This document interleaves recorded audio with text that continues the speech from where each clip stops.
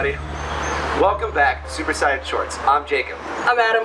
And we're here today to talk all about physics. So Adam, we can't really talk about physics unless we talk about my favorite scientist. He lived a long time ago. Long time ago, face. In the 1600s. Albert Einstein. Negative. Sir Isaac Newton came up with 3 laws of motion. That's right, 3 laws. And today, we're going to talk about each of those laws one at a time. Our first law says that an object at rest wants to stay at rest. An object in motion wants to stay in motion. Check it out. Nice. Now right now, is this rubber band moving all by itself? No, the wind's blowing. The wind's blowing a little bit, so that'd be like a force. A force is working on it, pushing it around. But by itself, it's just resting. It wants to stay at rest unless there's a force working on it. We're going to see what happens if we take an object that wants to stay at rest, but we try to put it in motion. So let's try this. Let's stretch it out just a little bit. You take a couple steps that way, Okay. and I'll take a step this way. Right now, both of us are using our forces to pull this rubber band, to stretch it out. Yeah. If it's not moving, it's full of potential energy. When we release our forces, it should become full of kinetic energy. So, on the count of 3, I want us both to release our forces, and let's see exactly what happens when they meet in the middle. Okay. Sound good? Yeah. On the count of 3. 1, 2, ow. Oh, that's very. Wait. Would that hurt? No, not really. But let's try this one more time.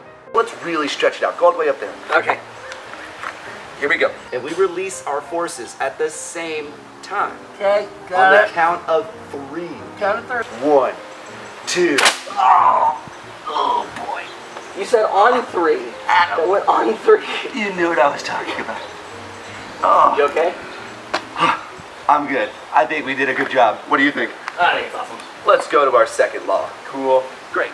Now we had to change locations up just a little bit. Well, 1 because of space and 2 because of killer bees. It was terrifying. Just walk away. He's what? Yeah, just walk, keep walking. Now we're going to talk about Sir Isaac Newton's second law. It states F equals ma. That's kind of like LOL, IDK, TTYL. F is actually one of your favorite words. What's that word that starts with F that we've been using all day? Force. Force, that's right. The force is strong with him. M stands for mass, and that doesn't mean weight. A lot of people think that means weight. Mass is how much stuff something is made of. Today we're going to test this theory by using Bernoulli's principle. A long time ago there was a scientist by the name of Daniel Bernoulli, and he came up with this idea that if you can actually move a fluid, and in this case we're going to be moving the gas around us, faster, then you can actually create lower pressure. So, let me show you what I mean. Here's what we're going to need for this one. A ping pong ball. Got it. And we're going to need a hair dryer. Right now, this blow dryer is pushing gas up. Okay. Right? If I put this ball right here on top, it's actually creating a lower pressure, allowing the ball to float. So essentially, the force is the blow dryer pushing the gas. And the actual mass it's trying to accelerate is this ping pong ball. Go higher. Put your hand through it. What happens? Bernoulli. But if we take the force away, friends, it's a dud. Let's see what happens with our tennis ball. So do you think that maybe this could work if we had something pushing using more force? Let's use a leaf blower. Okay, Adam, we have our leaf blower. Let's see if it's working. I think it's good. You wanna grab your hat? I'm sorry. Yeah. If you have your own leaf blower at home, you're only gonna need 2 more things. One's a leaf blower. 1 is your favorite beach ball. Emoji guy. That's right. Here you go. And then you're gonna need some sort of like a bat or something like a stick to hit said beach ball. Ugh. So here's what we're gonna do. We're gonna use the same principle. This leaf blower is gonna push gas very fast going up.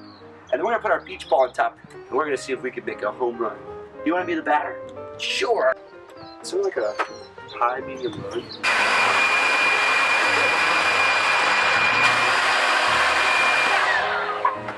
Nice hit.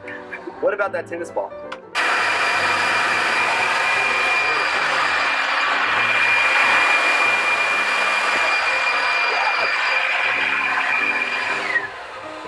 Home run!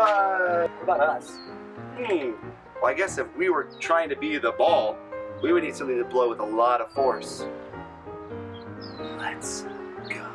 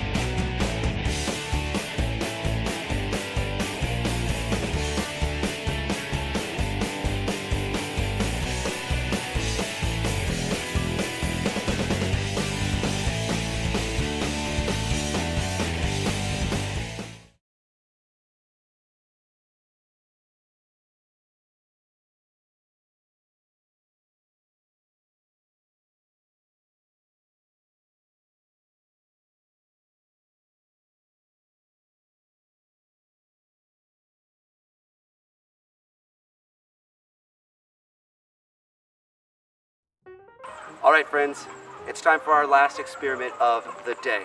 We're going to be learning about Sir Isaac Newton's third law of motion, that with every action is an equal and opposite reaction. Imagine you're bouncing a ball.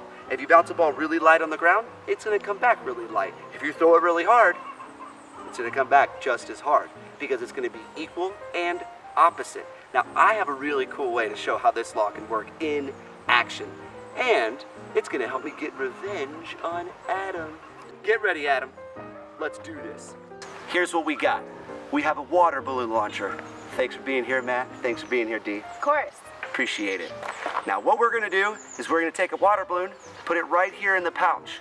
Now, their forces are stretching out a rubber band, just like our first experiment. It's not in motion. However, I'm gonna fill it up with some potential energy. By pulling back, I'm using my forces to launch and stretch out these rubber bands. And if I can get my target right, we can nail Adam right in his face. The further I pull back, the further it goes. Blast off in 3, 2, 1.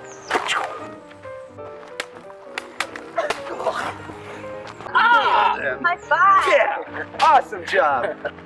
That's a wrap for us here with our Super Science Short Episode 3. We hope you had a good time. We'll see you next time. Adam, come say bye.